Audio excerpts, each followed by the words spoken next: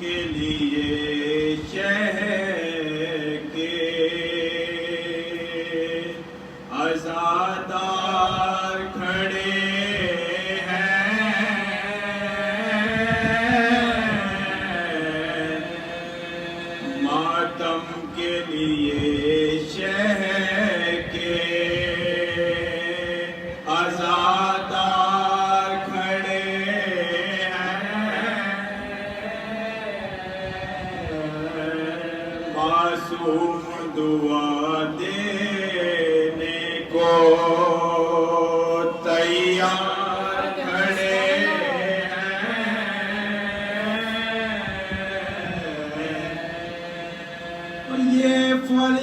عزا جانے کہاں لے گیا ہم کو،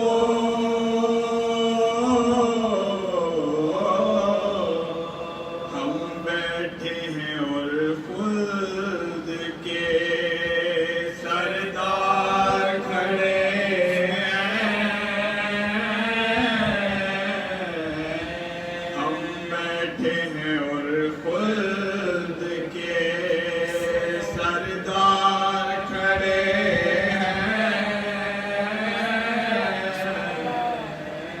یہ وادی جنت ہے کہ عباس کا روزہ،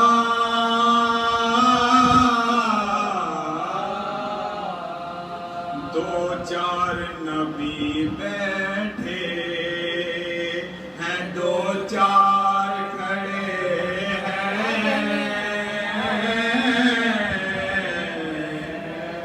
دو چار نبی بیٹھے ہیں، دو چار کھڑے ہیں، رشتہ ہی نہیں جن کا کوئی فرش عزا سے، وہ لوگ مصلی پہ بھی بیکار کھڑے ہیں،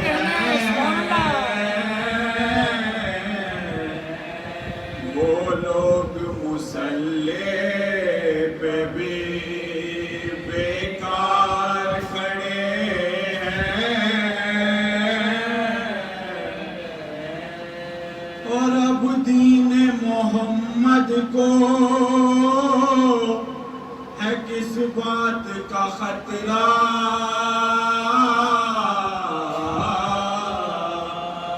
جب بن کے سپر عابد بیمار کھڑے ہیں،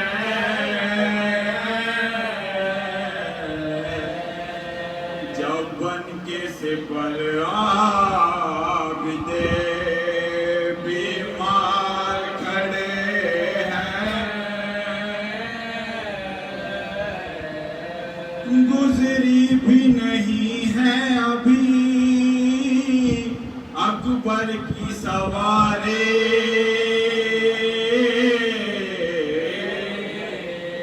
گزری بھی ابھی ہے نہیں اکبر کی سواری، تعظیم کو سب مصر کے بازار کھڑے ہیں، تعظیم کو سب مصر کے بازار کھڑے ہیں، اختر نہیں یہ حشر میں نبیوں کی قطاریں، یہ سب میرے آنسو کے خریدار کھڑے ہیں، یہ سب میرے آنسو کے خریدار کھڑے ہیں، ماتم کے لیے شے کے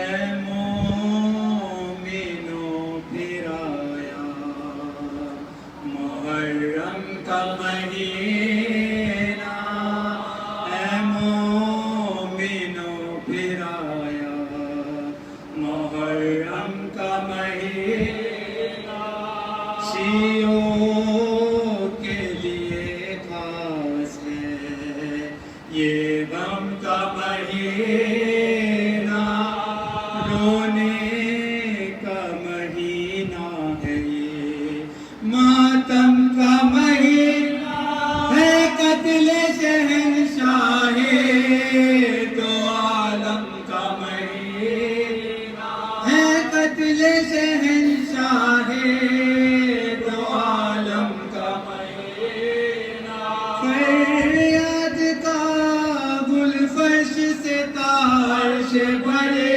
ہے، ہل جائے فلک اور تزلزل میں زمین، ہل جائے فلک اور تزلزل میں زمین، اس ماہ میں اجڑے گا محمد کا مدینہ، ڈوبے گا بیابان میں احمد کا سفینہ، چھٹ جائے گی اس ماہ میں بابا سے سکینہ، شبیر کے بچنے کا نہیں کوئی کرے، شبیر کے بچنے کا نہیں کوئی کرے، 18 بنی فاطمہ زندہ نہ رہیں گے، غم اکبر و عباس کا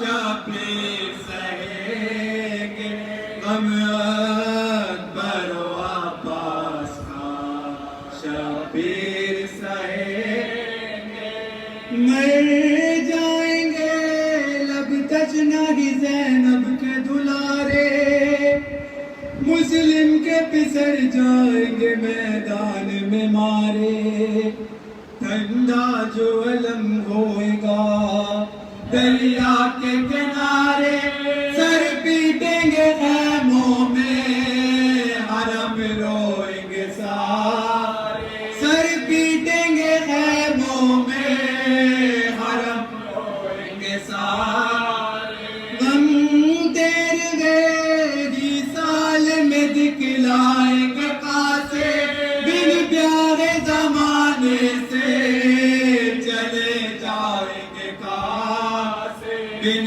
پیارے زمانے سے چلے جائیں گے کاسے، کٹ جائیں گے دریا پہ علمدار کے بازو، بند جائیں گے نیزے پہ سے بھی شبیر کے گیسو، تیر ہوئے گا ششماہ کی گردن میں ترازو، کر جائیں گے دنیا سے سفر اکبر مہرو، کر جائیں گے دنیا سے سفر اکبر مہرو، تیروں سے سکینہ کبھی مکی سچ دے گا، مدفن بھی شہیدوں کا کچھ روز بنے گا، مدفن بھی شہیدوں کا نام کچھ روز بنے گا، چلائے گی زینب میرے ماں جائے حسینہ، پانی نہ دیا تجھ کو ذرا آئے حسینہ، اس ماہ میں تم نے وہ علم پائے حسینہ، اللہ کسی کو بھی نہ دکھلائے حسینہ، اللہ کسی کو بھی نہ دکھلائے حسینہ، میں نہ بلا کر یہاں کفار نے مارا، سجدے میں تمہیں شمرے ستمگار نے مارا، سجدے میں تمہیں شمرے ستمگار نے مارا، بن بھائی کی ہو جائے گی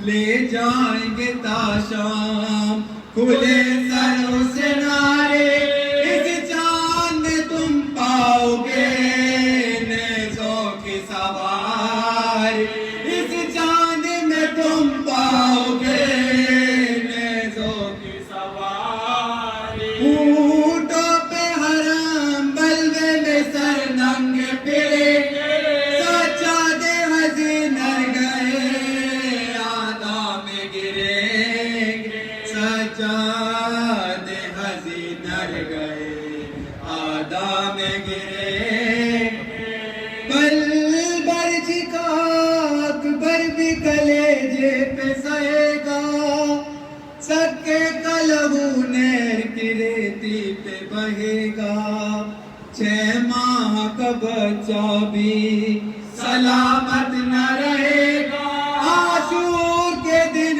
فاطمہ کا چاند گئے گا عاشور کے دن فاطمہ کا چاند گئے گا پردیس میں تقدیر الٹ جائے گی ہائے ہائے گردن شہ مظلوم کے کٹ جائے گی ہائے ہائے گردن شہ مظلوم کی کٹ جائے گی ہائے ہائے زہرا کا چمن ہوگا اسی ماہ میں برباد اولاد محمد پہ عجب ہوئے گی بیداد شبیر کو نرغے میں لیے ہے سمیزہ ہلکے شہ مظلوم ہے اور خنجر بیٹا ہلکے شہ مظلوم ہے اور خنجر بیٹا 10ویں کو محرم کی وہ غم ٹوٹ پڑے گا شبیر کا سر نیزہ کولی پہ چڑھے شبیر کا سر نیزہ کولی پہ چڑھے گا اے مومنو پھر آیا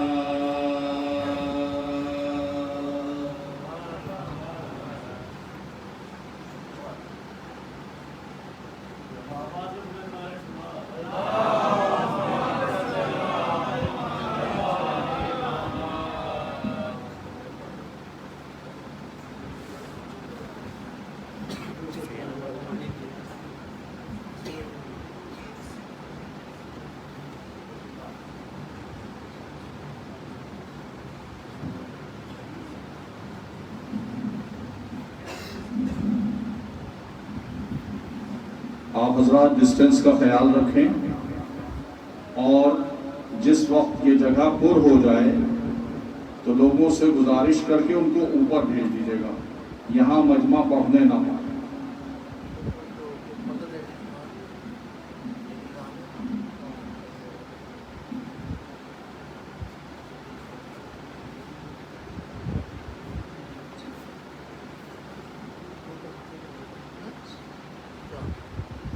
رحم اللہ من قرأ الفاتحہ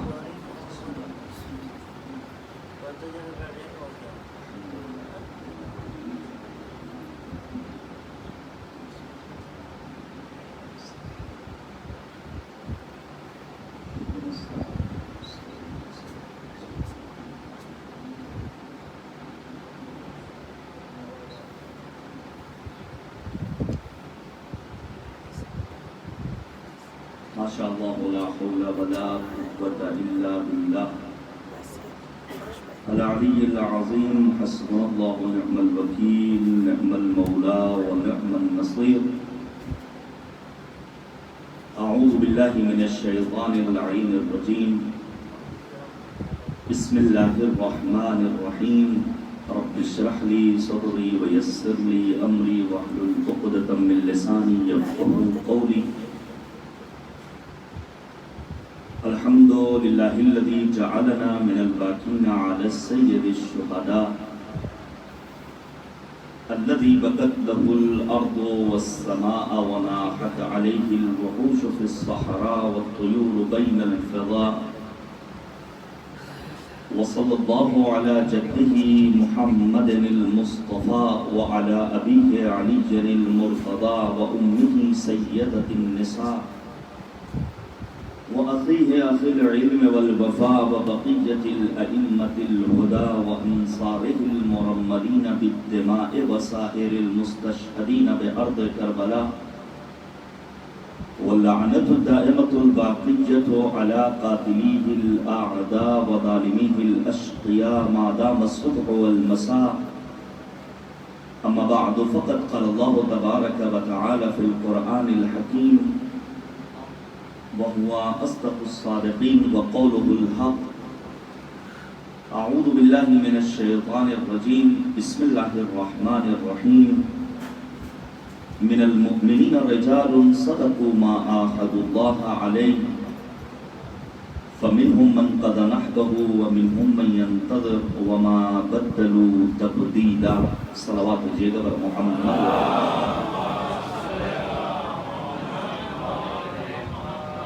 عزیزان گرامی، عشر محرم کا سلسلہ جاری و ساری ہے اور تذکرہ ہو رہا ہے سرکار سید الشہداء مصباح الہدیٰ نواس رسول حضرت امام حسین علیہ السلام. دنیا حیران ہے. 14 صدیاں گزر جانے کے باوجود آج ان سب حالات میں تھوڑا شوق ماحول میں ہوں. آزاداران مظلوم کربلا، فرش ازا کا واعظین، خطباء، ذاکرین، شعراء اپنے فریضے کو انجام دے رہے ہیں. یہ واقعی میں ایک معجزہ ہے. میں ایک حدیث سے آج اپنی گفتگو شروع کرنا چاہتا ہوں، تبرکن نوٹ کر کے لایا ہوں. روایت ہے پیغمبر اعظم خطی مرتبت حضرت محمد مصطفیٰ صلی اللہ علیہ وسلم سے. ان مجالس میں ہمیں اور آپ کو کیا نصیب ہوتا ہے، کیا اہمیت ہے اس کی. عن النبی صلی اللہ علیہ وآلہ، پیغمبر اعظم فرماتے ہیں لا تزول قدم عبد حتى يسأل عن اربع. روز محشر مالک کی بارگاہ میں ہر بندے سے 4 چیزوں کے بارے میں سوال کیا جائے گا. جب تک یہ سوالات نہ ہو جائیں کوئی بھی آگے نہیں بڑھ سکتا ہے. اور ان 4 سوال کا جواب ہمیں اور آپ کو فرش عزائے حسین پر ملے گا.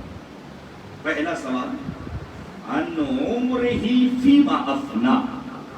سوال کیا جائے گا بندے سے تو نے اپنی عمر کہاں خرچ کی. دوسرا سوال عن شبابہ فیما ابلا. اپنی جوانی کے ایام کو تم نے کہاں خرچ کیا. پڑھیے گا سورہ حدید. مالک نے آواز دی انما الحیات الدنیا لعب ولہو وزینہ وتفاخر بینکم والتکاثر فی الاموال والاولاد. یہ جو چند ایک مراحل حیات ہے، انسان کی کمسنی کا دور، پھر انسان کی نوجوانی کا دور جو خودنمائی کا دور ہوتا ہے، انسان کی جوانی کا دور، پھر انسان جب 40+ میں پہنچ جاتا ہے تو وہ اپنے باغات پر، اپنی اولاد پر، اپنے مال پر اپنی کثرت کا ناز کرتا ہے. سب سے اہم مرحلہ ہے انسانی زندگی کا اس کی اپنی جوانی کی. تو زندگی کا دور جسے خدا سمجھ سکتا ہے. جوانی 2 چیزوں کے درمیان رہنے کا نام ہے. ایک طرف امید ہے، ایک طرف نا امیدی ہے. ایک طرف جنت ہے، دوسری طرف جہنم ہے. سوال ہوگا روز محشر بندہ پروردگار سے کہ تم نے اپنی جوانی کو کہاں خرچ کیا. ان مالہ من این اکتسبہ وفیما انفقہ. سوال ہوگا بندہ پروردگار سے خدا کی جانب سے پیسہ کہاں سے کمایا اور کہاں خرچ کیا. یہ سوال کس سے ہوگا؟ ہر بندہ پروردگار سے. ان حبنا اہل البیت. سوال ہوگا نبی فرماتے ہیں روز محشر ہر ایک بندے سے کہ تمہارے دل میں محبت اہل بیت کا چراغ روشن تھا یا نہیں. اب آپ سوچئے 4 چیزوں کے بارے میں سوال ہوگا. عمر کہاں خرچ کی ہے، جوانی کہاں خرچ کی ہے، مال کہاں سے حاصل کیا اور کہاں خرچ کیا، تمہارے دل میں محبت اہل بیت تھی یا نہیں تھی. ہم عزاداران مظلوم کربلا بآسانی جواب دیں گے ہم نے اپنی عمر کو عزائے سرکار سید الشہداء میں خرچ کی. ہم نے اپنی جوانی کو نوحہ اور سینہ زنی میں خرچ کیا، ہم نے اپنے مال کو تبرکات اعضاء کی تقسیم میں خرچ کیا، اور پھر ہمارا جواب ہوگا کہ ہمارے دل میں محبت سرکار سید الشہداء حضرت امام حسین علیہ السلام کا چراغ روشن و منور ہے۔ صلوات دیجیے بر محمد۔ یہ چاروں سوال اور ان کے جواب آپ کو کہاں ملیں گے؟ فرش اعضاء حسین پر وقار شام و سحر ہے حسین کی مجلس، غرور فکر و نظر ہے حسین کی مجلس، متاع نوع بشر ہے حسین کی مجلس، ٹھکانہ اور کہاں درد و غم کے ماروں کا، یہی تو ایک سہارا ہے بے سہاروں کا۔ یہ جو آج طرح طرح کی باتیں ہوتی ہیں عزاداری کے سلسلے میں، ملت کی ترجمہ ہے یہی مجلس حسین، اس قوم کی زبان ہے یہی مجلس حسین، ہم سب کی پاسباں ہے یہی مجلس حسین، گرد بن کر ہوا میں بکھر جائے گی یہ قوم، مجلس ہوئی جو بند تو مر جائے گی یہ قوم۔ جس طرح ایک مچھلی بغیر پانی کی نہیں رہ سکتی ہے، ایک عاشق سرکار سید الشہداء بغیر عزاداری کے زندہ نہیں رہ سکتا۔ البتہ عزاداری کی روح اگر ہمارے پاس نہ ہو، صرف عزاداری کا ڈھانچہ ہو، تو عزاداری کا جو مقصد ہے وہ شاید مکمل نہ ہو سکے۔ لہذا روح ہے عزاداری کو درک کرنا، یہ ہمارے جوانوں کی بالخصوص ذمہ داری۔ میں آپ کے سامنے پیش کروں کیا ہے اس عزاداری کی اہمیت، کیوں ہے خائف آل سعود، کیوں دشمنان دین کو، دشمنان مذہب کو، دشمنان مکتب عاشورہ کو اس عزاداری سے خطرہ ہے۔ اگر توفیق نہیں بیان کروں گا، ہر گریے سے آل سعود کو خطرہ نہیں ہے، آنسوؤں کے ان قطرات سے آل سعود کو خطرہ ہے جو باطل ایوانوں کو خاکستر میں تبدیل کر دینے کے لیے کافی و وافی ہو۔ ہر آنسو امام حسین کو نہیں چاہیے، لہذا جو ہمارا گریہ ہو یاد سرکار سید الشہداء میں، وہ گریہ بھی معرفت کے ہمراہ، ہر گریہ امام حسین کو نہیں چاہیے۔ آنسوؤں کی مختلف قسمیں ہیں، کبھی توفیق رہی تو بیان کروں گا۔ عزیزان گرامی، آج سے تقریباً 30-32 برس قبل ایک سیمینار ہوتا ہے اسرائیل کی سرزمین، توجہ کیجئے گا۔ موضوع گفتگو یہ ہے کہ دنیا میں جتنی قومیں ہیں، جتنے مکاتب فکر ہیں، جتنے مذاہب اور دھرم ہیں، ان کے منفی پہلوؤں پر گفتگو کی جائے، اور اگر کوئی مثبت پہلو ہے تو اسے کمزور بنایا جائے۔ تمام ادیان مکاتب فکر کے سلسلے میں گفتگو ہو چکی، جب نمبر آتا ہے مذہب تشیع کا، شیعت کی بات آتی ہے۔ ایک جاپانی محقق ہے جس کا نام ہے فوکویاما، جوان جائے سرچ کریں، رہتا کہاں ہے؟ امریکہ میں۔ اس نے بات ان کے ہاتھ میں کہی، لیکن انہی باتوں کے درمیان وہ کام کی بات کہہ گیا۔ کہا ان شیعوں کو دنیا میں کبھی بھی غلامی کی زنجیروں میں نہیں جکڑا جا سکتا ہے، انہیں کبھی بھی ذلیل اور رسوا نہیں کیا جا سکتا ہے۔ حیرت ہوئی لوگوں کو، اسکالرز کا پینل ہے، پوری دنیا سے ان کے اعتبار سے دانشور طبقہ یکجا ہے۔ سوال کیا گیا کیوں؟ شیعہ ایک ایسا پرندہ ہے جسے اڑنے کے لیے ان کے مالک نے 2 پر دیے، ایک سبز پر ہے، دوسرا سرخ پر ہے، اور صرف پر ہی نہیں دی ہے بلکہ ایک ذرا بھی دی ہے۔ کہا واضح کرو کیا کہنا چاہتے ہو؟ فوکویاما جواب دیتا ہے جو ان کا سرخ پر ہے وہ ان کے لیے راز حیات ہے، وہ ان کا عقیدہ عاشورہ ہے، جو ان کے جوانوں کو کربلا کے جوانوں سے درس شجاعت لینے کا حوصلہ عطا کرتا ہے، جو ان کی ماؤں کو کربلا کی ماؤں سے درس بندگی اور شجاعت و ایثار و فداکاری کا جذبہ لینے کا ہنر سکھاتا ہے۔ ویسے بھی آپ پڑھیے تاریخ تشیع کو، ہماری تاریخ بڑی سنہری ہے، ہمارے جوانوں کو زندہ دیواروں میں چنوایا گیا، ہمارے خون سے گارا بنایا گیا، ہماری ماؤں کی گودیوں کو اجاڑا گیا، ہمارے شہروں کو ویران کیا گیا، ہماری لائبریریوں کو جلایا گیا، لیکن الحمدللہ شیعت آج افق عالم پر آفتاب عالم تاب بن کر چمک رہی ہے۔ کہا ان کو کبھی بھی موت اور شہادت سے نہیں ڈرایا جا سکتا ہے۔ اتنے سخت حالات میں بھی عزاداران مظلوم کربلا، البتہ میں شکریہ ادا کرتا ہوں انتظامیہ کا اور مؤمنین کا، عزاداروں کا، جو حفظان صحت کے اصولوں کی رعایت کے ہمراہ حاضر ہو رہے ہیں، اور یہی عقل کا تقاضا ہے، مذہب یہی کہتا ہے۔ کہا وہ دوسرا پر کیا ہے؟ وہ ہے ان کا سبز پر جو ہے ان کا عقیدہ انتظار، جو ہے ان کا عقیدہ محتمیت، جو ان سے مطالبہ کرتا ہے کہ آج جتنے ظلم کرنا ہے ظالموں سے پیغام پہنچا دو کہ تم اپنا ظلم جاری رکھو، ہم تمہارے ظلم سے گھبرانے والے نہیں ہیں، آنے والا دن ہمارا ہوگا، اقتدار ہمارا ہوگا، پرچم ہمارا ہوگا، نظام ہمارا ہوگا، حکومت ہماری ہوگی، امام ہمارا ہوگا، رہبر ہمارا ہوگا، اور جہاں بھی ظلم ہوگا وہاں سے ظلم کا خاتمہ ہوگا۔ یہ تو کہا ڈاکٹر پیام اعظمی نے کہ اٹھے گا شور، صفے کارزار سے بھاگو، برس رہی ہے عجب ذوالفقار سے بھاگو، صدا کسی کی نکل کر مزار سے بھاگو، کوئی کہے گا نبی کے دیار سے بھاگو، قبائل ظلم و تشدد کو پھاڑنے والا پھر آ گیا در خیبر اکھاڑنے والا۔ کیا وہ پہلا سبز اور سرخ پر جو ہے ان کو ایک طرف درس شجاعت دینے والا، دوسری طرف ان کے یہاں امید پیدا کرنے والا، کیا وہ ذرا کیا ہے؟ کیا وہ ہے ان کا نظام مرجعیت جو انہیں بکھرنے نہیں دیتا ہے۔ عزیزان گرامی، آپ پڑھ کر دیکھیے مرجعیت کی تاریخ کو۔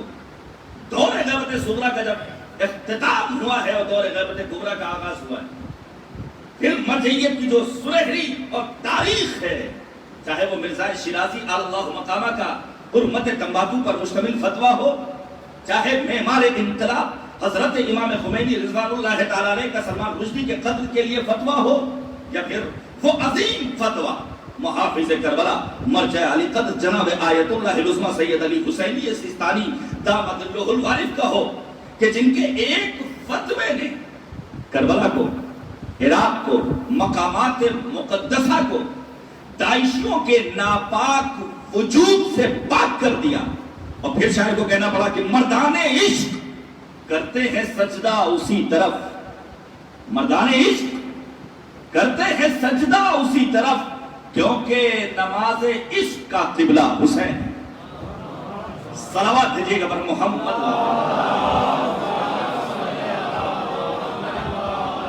اس مرجعیت کے میں اگر توفیق رہی، اگر جمعہ میں حاضر ہوا تو بیان کروں گا کیا ہے وہ نظام مرجعیت، کیا ہے ایک عالم کی اصل، کیا ہے امامت، کیا ہے محتمیت۔ وہ ہونا چاہیے، لیکچرز ہونا چاہیے محتمیت کے سلسلے میں۔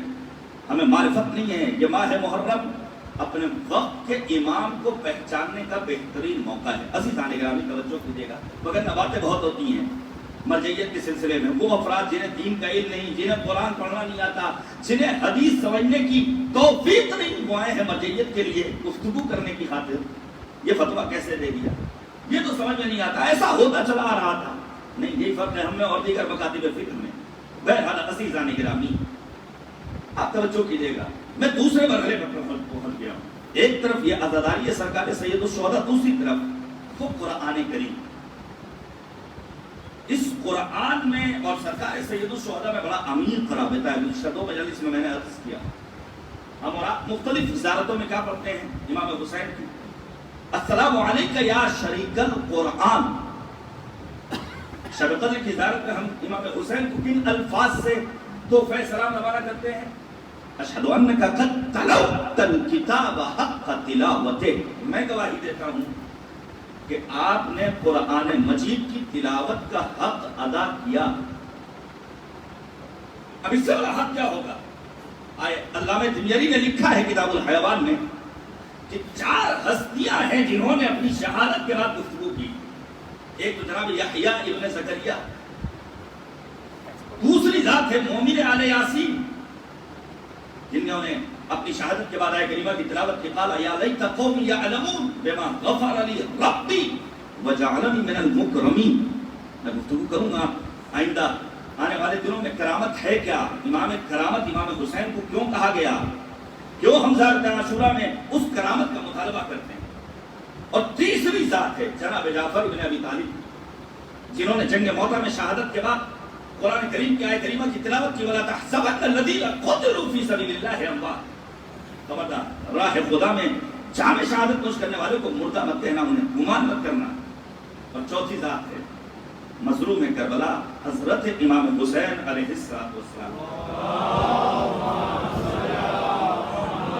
جنہوں نے اپنی شہادت کے بعد نو کے نیزہ کی بلندی سے سورہ کہف کی آیات مبارکہ کی تلاوت کی.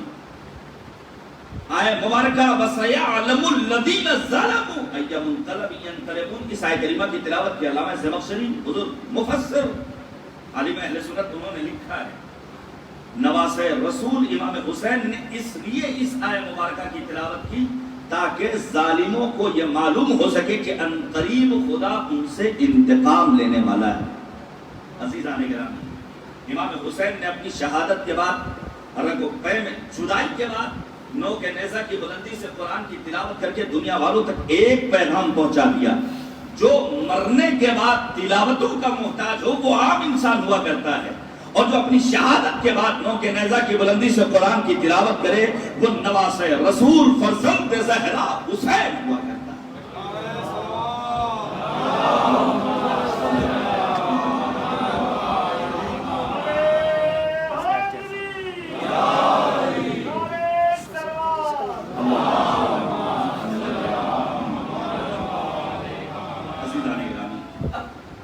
سرکار سید الشہداء سورہ احزاب کی آیت نمبر 23 من المؤمنین رجال صدقوا ما عاهدوا اللہ علیہ میں نے بیان کیا تھا. شہید مطہری نے لکھا ہے اس آیت کریمہ کی تلاوت کے ذریعے امام حسین یہ پیغام دے رہے تھے کہ میری منزل مقصود کا نام کوفہ نہیں ہے بلکہ مجھے کربلا تک جانا ہے.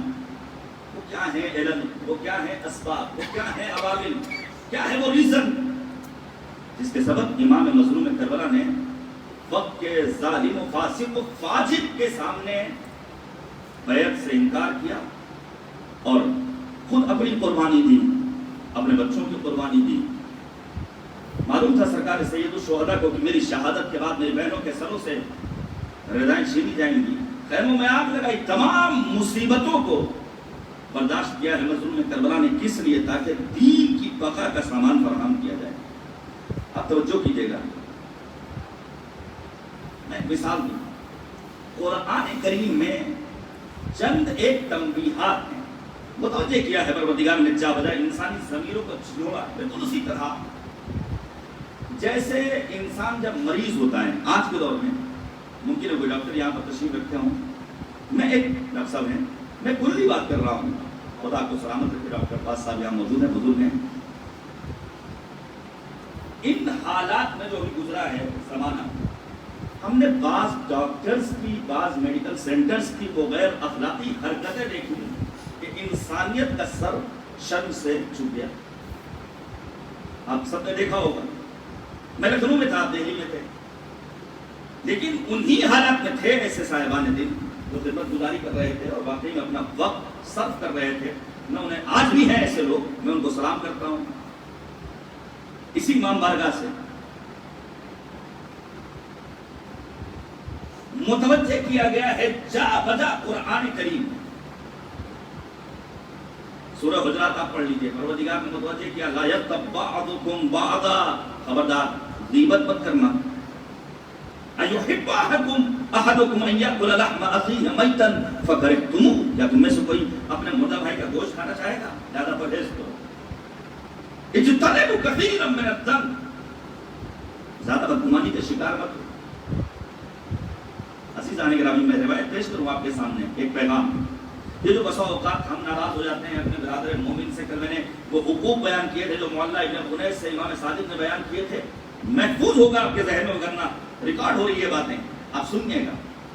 بسا اوقات ہم بدگمانی کا شکار ہو کے رشتہ توڑ لیتے ہیں. میاں بیوی میں رشتہ خراب ہو جاتا ہے. بات کچھ تھی، اور کبھی اگر توفیق نہیں بیان کروں گا حولہ اتارہ کا واقعہ. جو نبی کے گھر عطر لے کر آتی تھی، شوہر کی آواز نہیں سنی تو شوہر ناراض ہو گیا، نبی نے تنبیہ کی. عزیزان گرامی، مختلف طرح کی تنبیہات ہیں قرآن مجید میں. خبردار بدگمانیوں کا شکار مت ہونا، یہ قرآن نے کہا سورہ حجرات میں. فرض کیجئے اگر کوئی انسان کسی شراب کے ٹھیکے پر آپ کو نظر آئے جو آپ کا برادر مومن ہے، تو اسلام یہ نہیں کہتا فوراً کو یہ پی کے نکلے ہیں. اسلام کہتا نہیں. اسلام کہتا تعبیلیں کرو. ممکن ہے قرض لیا ہو ادا کرنے گئے ہوں، ممکن ہے رہنمائی کے لیے گئے ہوں، ممکن ہے کسی اپنے دوست کو ٹھوکنے کے لیے گئے ہوں. طرح طرح کی باتوں کو پیش کرو اور 70 تعویلیں کر لینے کے بعد بھی اگر کسی نتیجے تک نہ پہنچو تو اپنے مومن بھائی کو کچھ مت کو بلکہ اپنے آپ کو کوسو کہ میں کتنا بد نصیب ہوں کہ اپنے ایک برادر مومن کے حد تک دفاع نہیں کر پا رہا ہوں. عزیزان گرامی کہیے گا قرآن کے تنبیہات کو ماں باپ سے بھی نہیں کہنا ہے. وَلَا تَقُلْ لَهُمَا أُفٍّ مختلف طرح کے تنبیہات. مثلا سورہ رحمان میں مالک نے آواز دی فَبِأَيِّ آلَاءِ رَبِّكُمَا تُكَذِّبَانِ 30 سے زائد مرتبہ تم کن نعمتوں کو جھٹلاؤ گے. اللہ نے جو صحت دی ہے یہ ایک نعمت ہے. البتہ اگر انسان کبھی مریض ہوتا ہے تو انسان کو پریشان نہیں ہونا چاہیے. اللہ میں طباطبائی رضوان اللہ تعالی علیہ مریض ہوئے, شدید بخار ہے, مفسر قرآن ہیں جن کے بارے میں معمار انقلاب امام خمینی نے کہا آج کا انسان ان کو نہیں پہچان سکتا, 200 سال بعد پیدا ہونے والا پہچانے گا یہ ہے کون. آج کا انسان کیا علامہ طباطبائی کے سلسلے میں امام خمینی کے کلمات مجھ جیسے مولوی کے کلمات ہیں جو ٹائٹل ہم اور آپ ایک دوسرے کو دیا کرتے ہو بغیر لمبے چوڑے اشتہارات اور بہترین القاب کے ہم مجلسوں کو خطاب نہیں کرتے, شعرا شاعری نہیں کرتے. شہنشاہ فنا, آفتاب فنا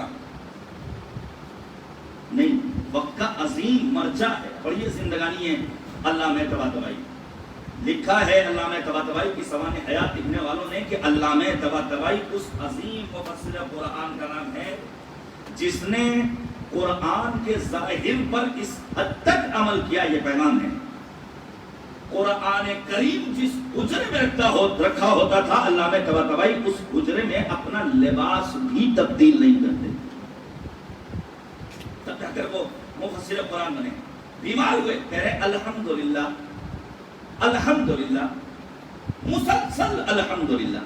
کسی شاگرد نے کہا استاد کیا مریضی میں بھی الحمدللہ کہنے کی ضرورت ہے؟ کہا ہاں, 3 وجہوں سے ایک انسان مریض ہوتا ہے. یا یہ کہ پروردگار اس مرض کے ذریعے انسان کے مقام و مرتبے کو بلندی عطا کرنا چاہتا ہے تو مریض کر رہا ہے, یا یہ کہ پروردگار عالم اس مرض کے ذریعے انسان کو متوجہ کر رہا ہے ہوش میں آ جاؤ, زیادہ پرواز نہ کرو.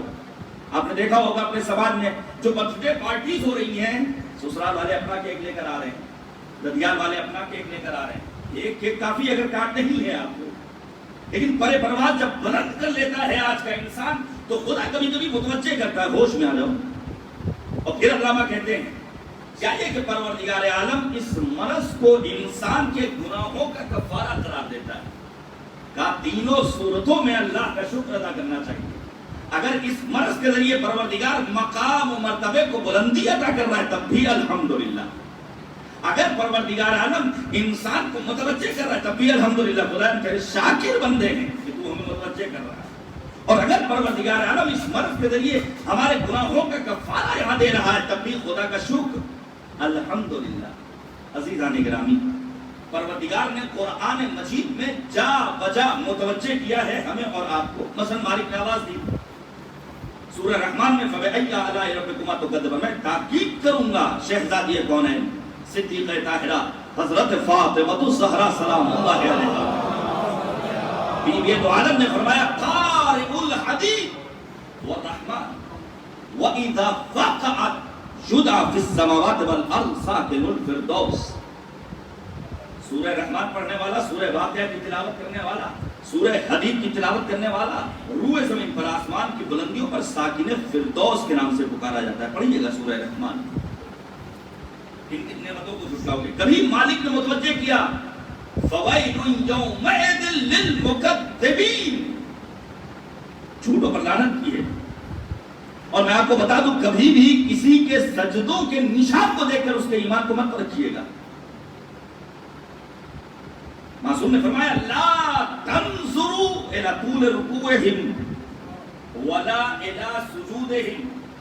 کسی کو ایمان میں نمبر دینا ہو تو اس کے لمبے لمبے رکوع مت دیکھو, اس کے بڑے بڑے سجدے مت دیکھو. پھر کیا کریں گا بل تنظروا الى صدق الحدیث واداء الامانہ. یہ دیکھو گویائی میں صداقت ہے یا نہیں, یہ دیکھو امانتداری ہے یا نہیں. ہمارے یہاں امانتداری کا جذبہ کم ہوتا جا رہا ہے. حتیٰ میسج جو ہم فارورڈ کر رہے ہیں مولوی کی گفتگو کہیں منتقل کر رہے ہیں, منوان کرنا ہے, امانت پہ غیرت نہیں کرنی ہے, ہمارے چوتھے امام میر کاروان حسین ذو الصفنا حضرت امام زین العابدین علیہ الصلوۃ والسلام، مولا امام سجاد نے فرمایا اگر میرے بابا کا قاتل میرے پاس اس شمشیر کو بطور امانت لا کر رکھے جس سے اس نے میرے بابا کے سر و تن میں جدائی کی، تب بھی میں اس میں خیانت نہیں کروں گا۔ عزیزان کرام، یہ ہیں قرآن مجید کے تنبیہات۔ اب میں چند ایک تنبیہات جس کی طرف نبی نے متوجہ کیا اشارہ کروں، پھر بیان کروں امام حسین کیوں پہنچے ہیں میدان کربلا میں۔ نبی اعظم نے متوجہ کیا ثلاث اخافہن علی امتی من بعدی، تین چیزوں سے ڈرتا ہوں اپنی امت کے لیے کہ میرے بعد کہیں وہ گمراہی کے شکار نہ ہو جائیں۔ وہ تین چیزیں کیا ہیں؟ الضلالۃ بعد المعرفہ، مجھے ڈر ہے کہ میرے بعد میری امت جو کہ معرفت حاصل کر چکی تھی اس معرفت و شناخت کے باوجود ضلالت و گمراہی کے دلدل میں دھس جائے۔ نبی کا ڈر بجا تھا، کیوں؟ کیونکہ نبی اعظم نے حجۃ الابلاغ کے موقع پر میدان غدیر خم میں امیر المؤمنین کی ولایت و وصایت کا اعلان کیا، یعنی سنت پیغمبر میں اعلان ولایت ہے، سنت پیغمبر میں امامت ہے، سنت پیغمبر میں غدیر ہے، سنت پیغمبر کے مقابلے میں بدعت قائم کی گئی، ولایت و امامت کے مقابلے میں خلافت کا سلسلہ شروع کیا گیا، غدیر کے مقابلے میں سقیفہ سجائی گئی۔ پیغمبر کو ڈر تھا، کیا فرمایا؟ الضلالۃ بعد المعرفہ۔ اس کے بعد پیغمبر فرماتے ہیں ومضلات الفتن، مجھے ڈر ہے کہیں ایسا نہ ہو کہ آزمائشوں کے موقع پر لوگوں کے پائے ثبات میں لغزش پیدا ہو جائے۔ یہ خود ایک موضوع گفتگو ہے، تقریباً 2-2.5 برس قبل یہی اوکھلا میں سیمینار ہوا تھا، فتنوں سے مقابلے کی حکمت عملی۔ علماء آئے تھے، دانشور حضرات آئے تھے، یوٹیوب پر موجود ہوگا وہ پروگرام۔ یہ فتنہ یا آزمائش، یہ امتحان، قرآن کریم نے 3 طرح کی لفظیں استعمال کی ہیں فتنے کے سلسلے میں۔ سورہ ممتحنہ پڑھیے، کلمہ امتحان کو استعمال کیا، کہیں پر لفظ فتنہ استعمال کیا، کہیں پر لفظ تمہیز استعمال کیا۔ وقت نہیں ہے مگر میں اشارہ کرتا ہوں، سورہ عنکبوت پڑھیے، مالک نے آواز دی احسب الناس ان یترکوا ان یقولوا آمنا وهم لا یفتنون، کیا لوگوں نے گمان کر رکھا ہے انہیں آزمائیں گے نہیں؟ وَلَقَدْ فَتَنَّا الَّذِينَ مِن قَبْلِهِمْ، ہم نے تو ان سے پہلے والوں کو بھی آزمایا ہے۔ ایسا نہ ہو کہ ان آزمائشوں کے موقع پر انسان کے پائے ثبات میں لغزش پیدا ہو جائے، اور لغزش پیدا ہوئی آپ یقین جانیے دشمنان دین سے جتنا نقصان مکتب اہل بیت کو پہنچا ہے، اگر اس سے زیادہ نہیں تو اس سے کم بھی نہیں نقصان پہنچا ہے ان افراد سے جنہوں نے آغوش عصمت میں تربیت پائی، امام زادوں سے نقصان پہنچا ہے۔ چھٹے امام کے بعد 7ویں امام کی امامت کو تسلیم نہیں کیا لوگوں نے، 7ویں امام کے بعد 8ویں امام کی امامت کو تسلیم نہیں کیا ہے۔ بعد حادثہ عاشورہ اور سانحہ عاشورہ امام سجاد کی امامت کو لوگوں نے تسلیم نہیں کیا ہے۔ یہ نقصانات پہنچے ہیں کسے؟ مکتب کو اور مذہب کو۔ پھر پیغمبر فرماتے ہیں وَشَهْوَةُ الْبَطْنِ وَالْفَرْجِ، مجھے ڈر ہے کہ میرے بعد میری امت اپنے پیٹ اور اپنی شرمگاہ کی شہوت کی اسیر نہ ہو جائے۔ پیٹ کی شہوت کیا ہے؟ انسان کو جو ملے بس بڑھتا چلا جائے، جبکہ معصوم نے فرمایا ترک لقمۃ الحرام احب الی اللہ من صلاۃ الف رکعۃ تطوعا، ایک لقمہ حرام کو چھوڑ دینا 2000 رکعت مستحبی نماز پڑھنے سے بہتر ہے۔ امام حسین نے کربلا میں کیا کہا تھا دوران خطبہ؟ تمہیں مجھ حسین کی گفتگو سمجھ میں نہیں آئے گی، کیوں؟ قد ملئت بطونکم من الحرام، کیونکہ تمہارے پیٹ مال حرام سے بھرے ہوئے، لہذا کوشش کیجئے کہ لقمہ حلال گھر میں پہنچے، کم آئے۔ آج انسانی زندگی پر اس لقمے کا اثر ہو یا نہ ہو، آئندہ آنے والی نسلوں پر اس لقمہ حرام کا اثر بہرحال مرتب ہوگا۔ میں روایت پیش کروں، ایک بچے کو لایا گیا امیر المؤمنین یقصب الدین امام العارفین حضرت علی بن ابی طالب علیہ السلام، مولا کی خدمت میں لایا گیا۔ مولا سے کہا مولا یہ بے محرمی کا شکار ہے۔ امیر المؤمنین نے فقط ایک سوال کیا، یہ بتاؤ اس کا باپ شراب تو نہیں پیتا ہے؟ ہاں مولا شراب پیتا ہے۔ یہ اسی لقمہ حرام کا اثر ہے کہ بچہ بے محرمی کا شکار، لہذا بہت زیادہ احتیاط کی ضرورت ہے۔ وَالشَّهْوَةُ الْبَطْنِ وَالْفَرْجِ، دوسری حدیث ہے پیغمبر کی قال رسول اللہ، پیغمبر نے فرمایا ان اخوف ما اخاف علیکم الشرک الاصغر، پیغمبر کو توجہ کر رہے ہیں، مجھے جو تم سے ڈر ہے وہ شرک اصغر کا ڈر ہے۔ کہا وہ کیا ہے؟ کہا الریا، وہ ہے ریاکاری، تنہائی میں تو جلدی جلدی نماز پڑھے لیکن جب لوگوں کے سامنے ہو تو نماز کو ادا کرنے کا طریقہ بدل دے۔ یقول اللہ تعالی یوم القیامہ، پروردگار قیامت کے دن بندے سے کہے گا کہ اذهبوا الى الذين كنتم تراؤون في الدنيا، جاؤ ان سے جزا طلب کرو جن کو دکھانے کے لیے تم کاموں کو انجام دیتے تھے۔ فانظروا هل تجدون عندهم الجزاء، جاؤ دیکھو کیا ان کے پاس تمہیں دینے کے لیے کوئی جزا ہے یا نہیں۔ یہ پیغمبر خاتم کے تنبیہات۔ امیر المؤمنین نے بھی مختلف مقامات پر ہم جیسے چاہنے والوں کو متوجہ کیا، دنیا کی خباثت کی جانب متوجہ کیا ہے۔ اسی لیے تو امیر المؤمنین نے فرمایا دنیا کی مثال بدبودار غذا کے مانند۔ آپ سوچئے وہ غذا تو دنیا راس کل خطیہ، دنیا کی محبت تمام برائیوں کی جڑ ہے۔ آپ سوچئے ہم اور آپ، ہم جیسے جوان مرد حضرات صبح سے شام تک محنت و مشقت کرتے ہیں، کس لیے؟ رزق لے کر آئیں، کھانے کا انتظام کریں، کھانا فراہم کرنا، گھر میں سامان لے کر آنا، پھر خاتون خانہ کا کھانا پکانا، وقت گزارنا کچن میں اس گرمی کے عالم میں، کتنی زحمتیں، کھانا پیٹ میں پہنچ جاتا ہے۔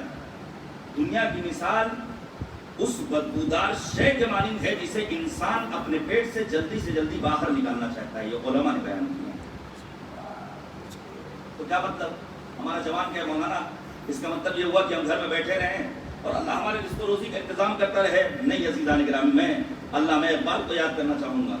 حکیم امت ہیں شاعر مشرق جناب ڈاکٹر صلی علامہ اقبال، انہوں نے کہا کہ کافر کی یہ پہچان کہ آفاق میں گم ہے، مومن کی یہ پہچان کہ گم اس میں ہے آفاق۔ کافر وہ ہے جو دنیا کی زرق و برق میں گم ہو جاتا ہے، لیکن مومن وہ ہے الذین یتفکرون فی خلق السماوات والارض، جو زمین و آسمان کی خلقت میں غور و فکر کر کے اپنے خدا تک پہنچتا ہے۔ عزیزان گرامی، لہذا کبھی بھی یہ نہ تصور کیا جائے کہ دین اور دنیا آپس میں جدا ہے، نہیں، دین اور دنیا کے حسین امتزاج کا نام ہے اسلام۔ یہی تو وجہ ہے جب ہم نے جناب ابراہیم کو دیکھا تو بھیڑے بھی چراتے ہوئے پایا ہے اور ان کے لیے نار کو گلزار ہوتے ہوئے بھی دیکھا ہے۔ ہم نے موسیٰ کو دیکھا ہے، ہم نے عیسیٰ کو دیکھا ہے، مردوں کو زندہ بھی کر رہے ہیں، مریضوں کو شفا بھی دے رہے ہیں۔ ہم نے دیگر انبیاء کو، ہم نے نبی اعظم کو دیکھا جو دنیاوی سامان تجارت مکے سے شام لے جا رہے ہیں، اخروی سامان تجارت آسمان سے زمین پر لے کر آ رہے ہیں۔ اور پھر ہم نے دیکھا دین اور دنیا کے حسین امتزاج کا نام اسلام۔ کیوں؟ علی کی زندگی کا مطالعہ کیجئے، یہودیوں کے بعد میں محنت بھی کر رہے ہیں، ممبر پر آنے کے بعد سلونی کا دعویٰ بھی کر رہے ہیں۔ دین اور دنیا ایک دوسرے سے جدا نہیں ہے، وہ مسیحیت ہے۔ قرآن نے کہا ہمارے یہاں رہبانیت نہیں ہے۔ کون کہتا ہے کہ دین کہتا ہے اپنے آپ کو دنیا سے؟ نہیں، یہ غلط فہمی ہے۔ جہاں یہ کہا گیا اسلام یہ چاہتا ہے کہ اس کے ماننے والے پورے حالات میں رہیں، نہیں، اسلام کہتا ہے مادی اعتبار سے بھی اپنے آپ کو غنی بناؤ۔ میں صرف ایک حدیث پیش کروں، رسول خاتم نے فرمایا من سعادت المرء المسلم، صرف ترجمے کی حد ہے، ایک مسلمان کی خوشبختی کا راز کیا ہے؟ الزوجۃ الصالحہ، کسی مرد کو اچھی بیوی مل جائے، کسی خاتون کو اچھا شوہر مل جائے، دو طرفہ ہے معاملہ۔ پھر فرمایا الولد الصالح، نیک اولاد کسی انسان کو نصیب ہو جائے۔ پھر فرمایا المکان الواسع، مسلمان کی خوشبختی کا راز کیا ہے؟ اس کے پاس وسیع و عریض مکان ہے۔ اور پھر فرمایا المرکب الحنی، ایک مسلم کی خوشبختی کا راز یہ ہے کہ اس کے پاس ایک اچھی سواری موجود ہے۔ اگر اس دور میں اونٹ تھا، اس دور میں گھوڑا تھا، تو آج ایک لگژری کار اگر ایک مسلمان کے پاس موجود ہے تو اس میں گھبرانے کی کوئی بات نہیں ہے۔ عزیزان گرامی، لہذا امیر المؤمنین نے متوجہ کیا دنیا کی محبت تمام کی تمام برائیوں کی جڑ ہے۔ میں پیش کروں، رہبر موسم انقلاب ہوں، معمار انقلاب ہوں، بصیرت علماء ہوں، انہوں نے دشمنان دین خبیث ترین حکومتوں کے بارے میں متوجہ کیا خبردار کبھی بھی ان سے اچھائی کی توقع مت رکھنا۔ آج ہمارے سماج کے بعض افراد ظالموں سے خیر کی توقع کرتے ہیں، ورنہ گورنمنٹ آئے گی یا ہے یا آنے والی ہے، لہذا اس سے اچھائی کی امید کی جا سکتی ہے، برے سے اچھائی کی امید نہیں کی جا سکتی۔ اب میں امام حسین کے چند ایک تنبیہات کو آپ کے سامنے پیش کروں۔ پڑھیے آپ تاریخ کربلا کے۔ امام عالی مقام نے کربلا کا رخ کیا۔ کیوں کربلا گئے؟ کیونکہ امام ان بدعتوں سے مقابلہ کرنا چاہ رہے تھے جن بدعتوں کو پروان چڑھایا گیا تھا بعد رحلت پیغمبر خاتم۔ میں نے وہ حدیث پیش کی تھی، اس میں فرمایا اذا ظہرت البدع فی امتی فلیظہر العالم علما ومن لم یفعل ذلک فعلیہ لعنۃ اللہ۔ جب بدعتیں، نئے نئے ایجادات، رسومات دین میں نئی نئی باتیں داخل ہونے لگے تو اب عالم کا حق ہے کہ وہ اٹھے اور لوگوں کو آگاہ کرے، اور اگر کوئی ایسا نہیں کرتا ہے تو پیغمبر کہتے ہیں ایسے عالم پر اللہ کی لعنت ہو۔ بدعتیں ہمارے سماج میں بھی ہیں، میں شاید اشارہ کر سکوں آج کی اس مجلس میں، لیکن جو بدعت گزار ہے اس کے لیے پیغمبر نے فرمایا اہل البدع شر الخلق، مخلوقات عالم میں بدترین افراد وہ ہیں جو بدعت گزار، جو نئے نئے رسموں کو، نئے نئے ایجادات کو دین میں داخل کرتے ہیں۔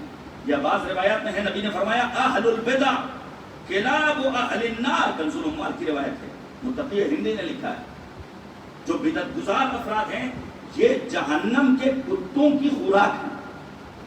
عزیزان کرام، امام حسین کربلا میں آئے ہیں کس لیے؟ تاکہ بدعت گزاروں سے مقابلہ کریں۔ اب بدعت کی مختلف قسمیں ہیں، بدعت کبھی اعتقادی ہوتی ہے، میں نے اشارہ کیا اعتقادی بدعت کیا ہے کہ انسان خدا کے مقابلے میں کسی اور کی خدائی کا اعلان کر بیٹھے، جیسے مسیحیت، جناب عیسیٰ کے لیے انہوں نے کیا کہا؟ آپ روح القدس، جبکہ جناب عیسیٰ خود کہہ رہے ہیں انی عبداللہ آتانی الکتاب وجعلنی نبیا، یا پھر مولا کائنات، مولا خود کہتے ہیں خدایا میں ناز کرتا ہوں کہ میں تیرا عبادت گزار بندہ ہوں، الہی کفا بعزا ان اکون لک عبدا وکفا بفخرا ان تکون لی رب انت کما احب فاجعلنی کما تحب، میری عزت کے لیے یہی کافی کہ میں تیرا عبادت گزار ہوں۔ امیر المؤمنین اپنی بندگی پر راز کر رہے ہیں، لیکن بعض نافہم آتے ہیں اور امیر المؤمنین کی الوہیت کا اعلان کر دیتے ہیں۔ تاریخ میں بے شمار ایسے افراد ملیں گے جن کا نام اصحاب ائمہ میں نوٹ کر کے لایا ہوں۔ مثلا شرمغانی دور غیبت صغریٰ میں انہوں نے اپنی امامت کا اعلان کر دیا، یہ ہے بدعت گزار۔ امام زمانہ نے لعنت کی ہے شرمغانی کے اوپر۔ کیا تنہا ایک نام ہے؟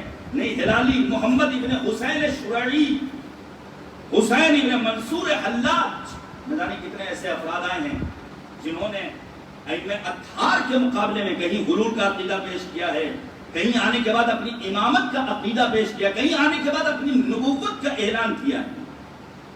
کیا یہ بدعت گزاری کا سلسلہ یہیں پر ختم ہو گیا؟ نہیں، بعد رحلت پیغمبر اعظم بھی بدعت گزاری نہیں۔ میں ایک نقطہ پیش کروں آپ کے سامنے، خطاب سے گنجا ہے لیکن حقیقت پر مبنی ہے۔ قرآن کہتا ہے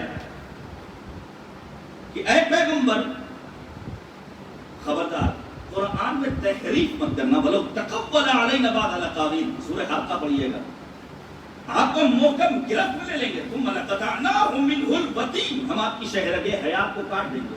پیغمبر آواز دیتے ہیں ان اتبع الا ما یوحی الی، میں تو صرف وحی الہی کا تابع ہوں، دین میں نہ گھٹانے کہا نہ دین میں بڑھانے کہا۔ اب سوچئے وہ خلیفہ وقت جو مسند خلافت پر بیٹھنے کے بعد کہے نبی کے زمانے میں دو طرح کے متلائش تھے، میں ان میں سے ایک کو حرام قرار دیتا ہوں، تو بھلا وہ خلیفہ رہ سکتا ہے؟ وہ بھی ہے بدعت گزار، نبی دین میں نہ گھٹا سکتے ہیں۔ امام حسین کیوں آئے تھے کربلا؟ کیونکہ حلال محمد کو حرام کیا جا رہا تھا، حرام محمد کو حلال کیا جا رہا تھا۔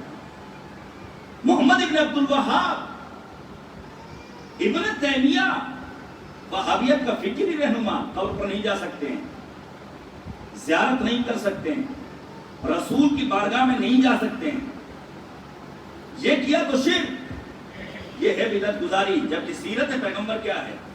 سیرت صدیقہ طاہرہ کیا ہے؟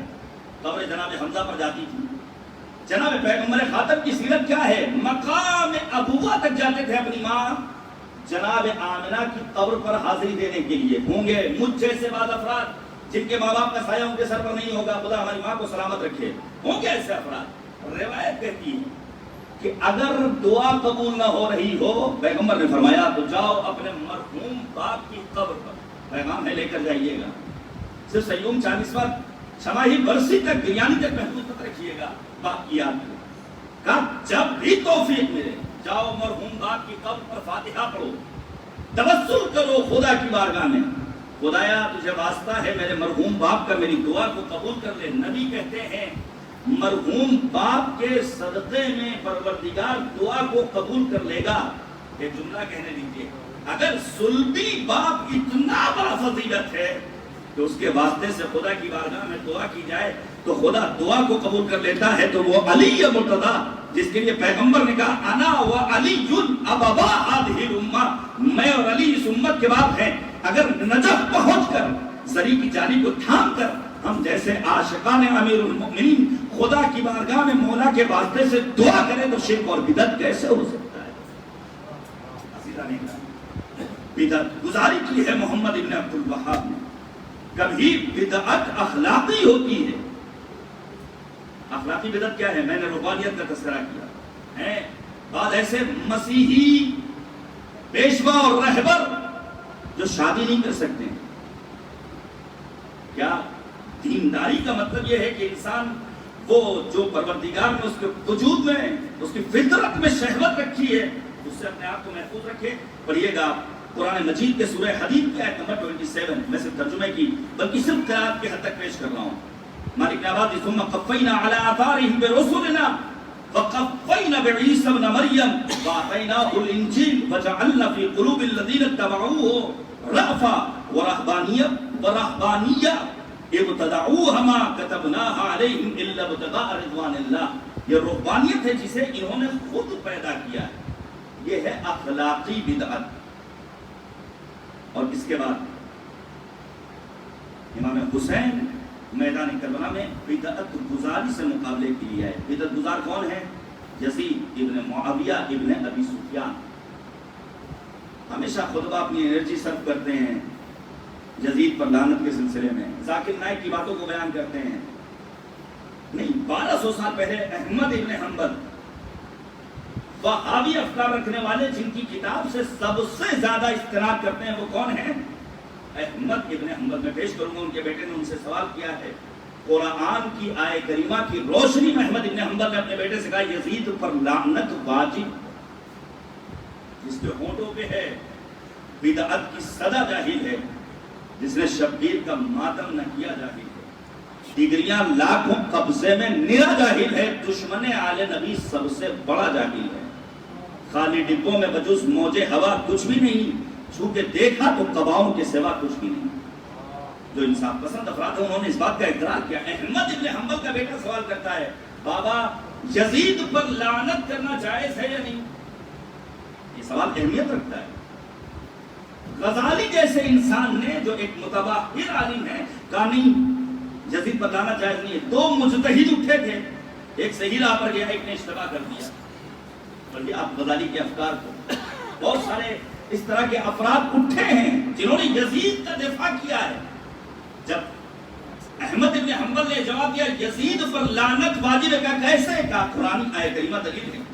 سورہ محمد کی آیت نمبر 22 اور 23 فَهَلْ عَصَيْتُمْ إِن تَوَلَّيْتُمْ أَن تُفْسِدُوا فِي الْأَرْضِ وَتُقَطَّعُوا أَرْحَامَكُمْ أُولَئِكَ الَّذِينَ لَعَنَهُمُ اللَّهُ. یہ چند علتیں ہیں.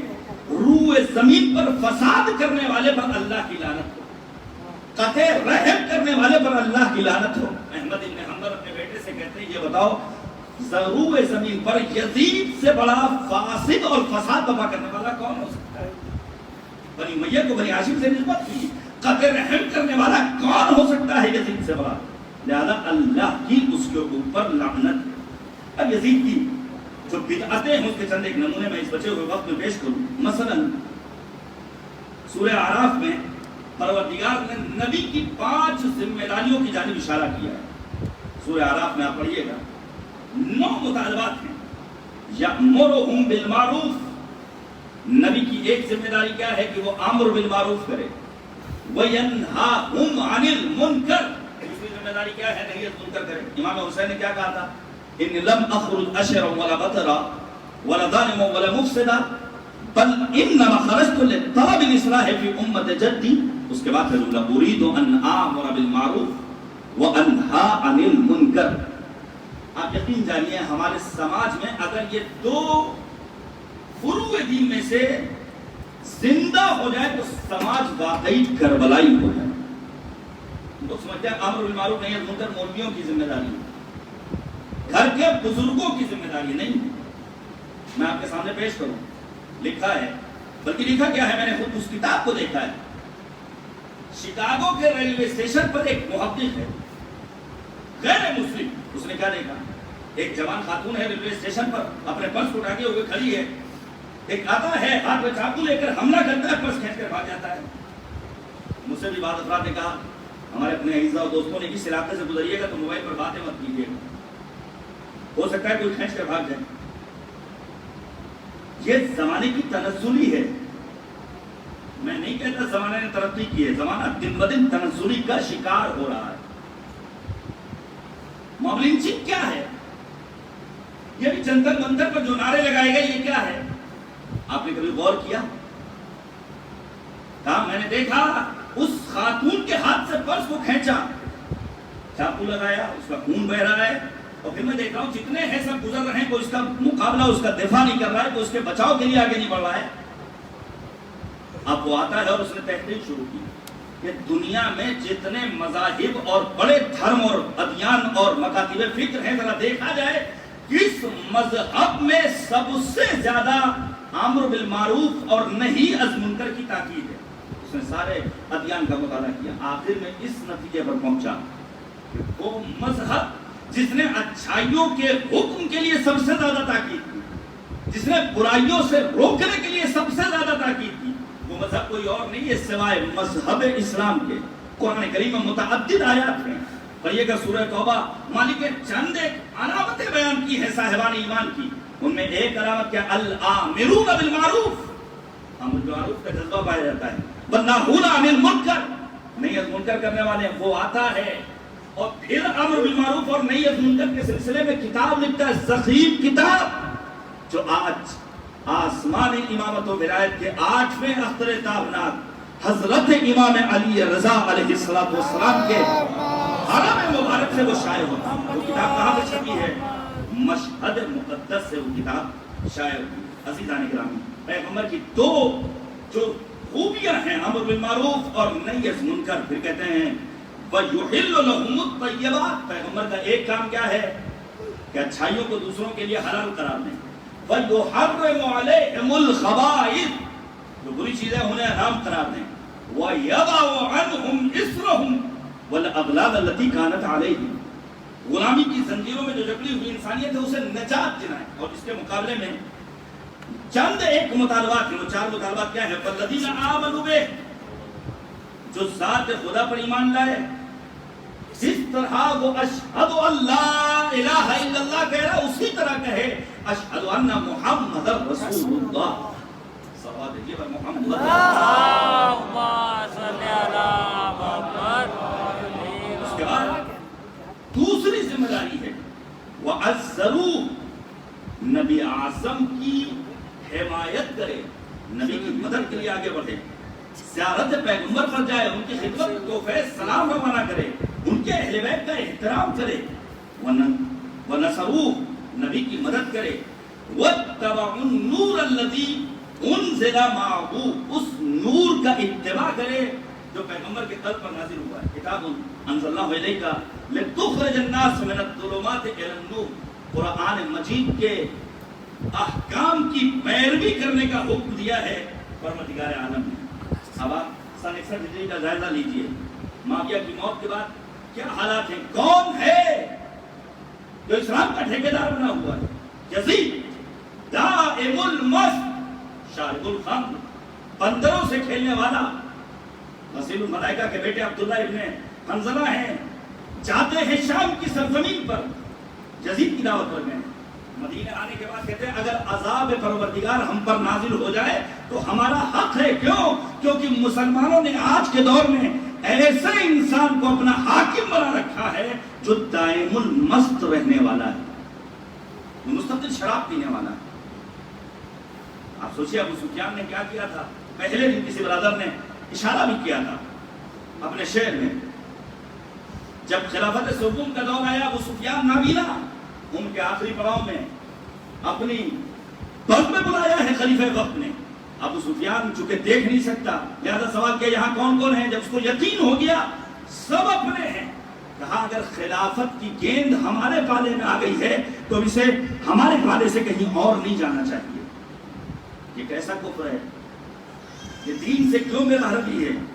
یزید نے اسی قسم کا جھوٹ بول کر, اسی طرح کی کفریہ باتیں کہہ کر حکومت کو اپنے ہاتھوں میں لیا تھا.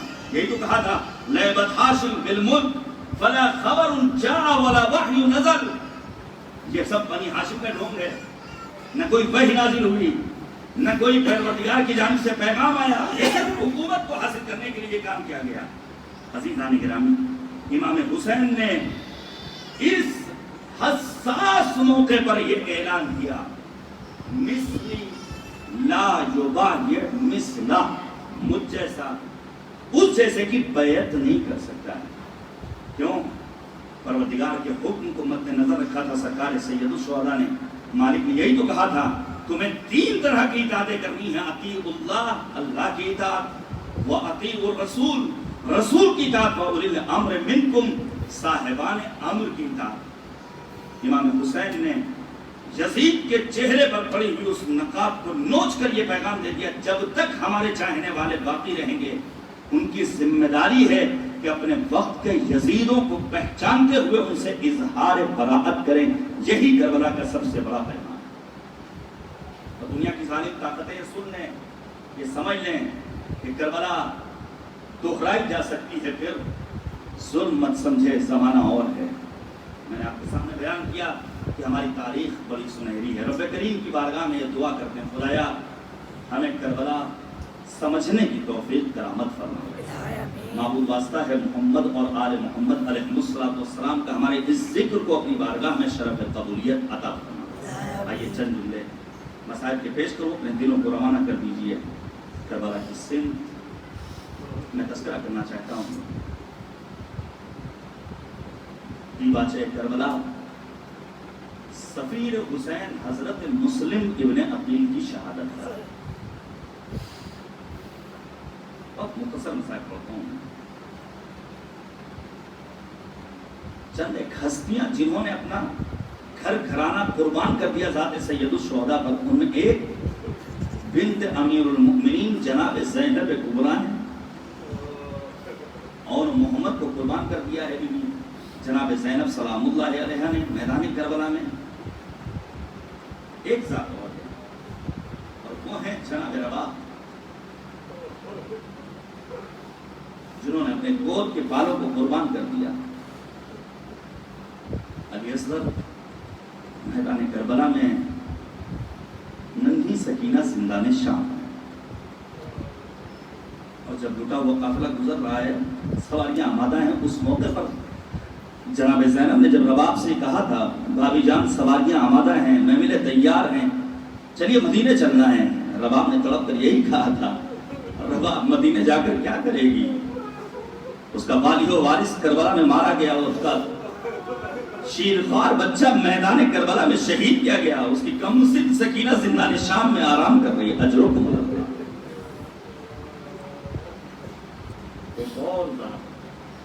جس نے اپنا پورا گھر قربان کر دیا ذات سرکار سید الشہداء پر مذہب اسلام کی بقا کے لیے, وہ ہیں جناب مسلم ابن عقیل. آپ جانتے ہیں مسلم کون ہیں؟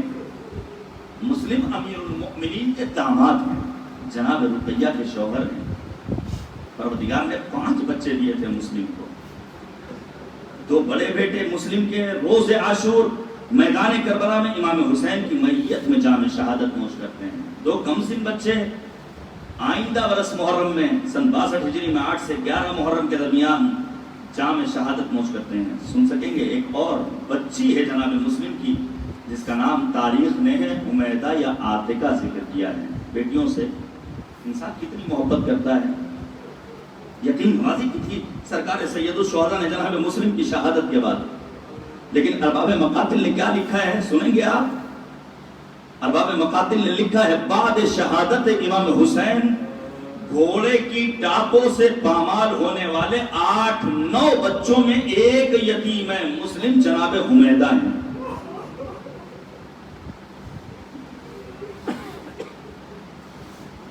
اور شب 11 میں محرم مخدرات عصمت و طہارت نے کن سختیوں کے عالم میں ان 8-9 بچوں کو سپرد لہٹ کیا ہے. بات یہیں پر ختم نہیں ہو گئی ہے, بات اور آگے جاتی ہے.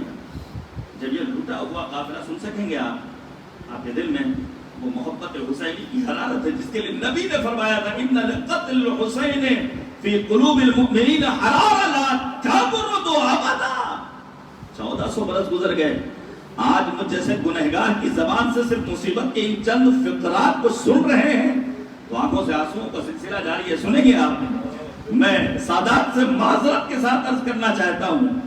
علماء نے لکھا جب لٹا ہوا قافلہ مدینے پہنچا ہے تو بیویوں کے ہاتھ میں عصا تھا.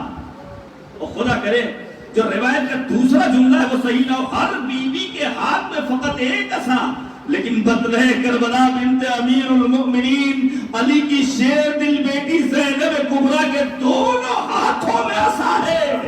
شہزادی زینب کس حد تک نہیں فلاخر کمزور ہو گئی تھی اپنی نگاہوں سے ماجرے کو دیکھنے کے بعد.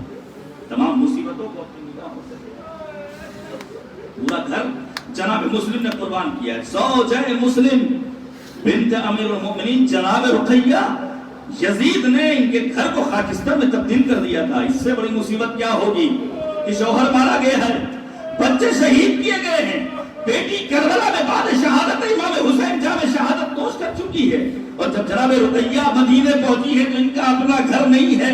روایت کہتی ہے کبھی جناب رقیہ امام سجاد کے گھر, کبھی جناب زینب کے گھر, اور اسی عالم میں دنیا سے رخصت ہو گئی. اجرکم اللہ, اجرکم اللہ. میں نے جناب مسلم, میں پوری شہادت تو نہیں پڑھوں گا, ابھی آپ نے ذیل میں پوری شہادت کا تذکرہ یقیناً سنا ہوگا, بس 2 جملے سن لیجئے. جناب مسلم کو گرفتار کیا گیا, ابن زیاد کے دربار میں پہنچے ہیں جناب مسلم. حکومت کے کارندوں نے کہا کہ امیر کو سلام کرو, ہمارا سلام ہو مسلم ابن عقیل کی بصیرت پر. مسلم نے یہی تو کہا تھا ما علی الامیر سوال حسین, سوائے حسین ہمارا کوئی امیر نہیں ہے. کہا کوئی وصیت کا فقط ایک پیغام آقا حسین تک یہ پیغام پہنچوا دو کہ کوفہ آنے کے قابل نہیں ہے. مسلم کو شہید کر دیا گیا. خبر شہادت امام حسین تک پہنچی. امام عالی مقام نے یتیم مسلم کو بلایا, صندوق طلب کیا, گوشت والے کانوں میں پہنائے, دور کھڑی ننھی سکینہ دیکھ رہی ہے. میں کہوں گا بی بی آج آپ یتیم مسلم کے ساتھ یتیم نوازی دیکھ رہی ہے. ارے آپ کے بابا کی شہادت کے بعد آپ کے رخسار پر تماچے لگائے جائیں گے. آپ کو تیار بتیار بے مقام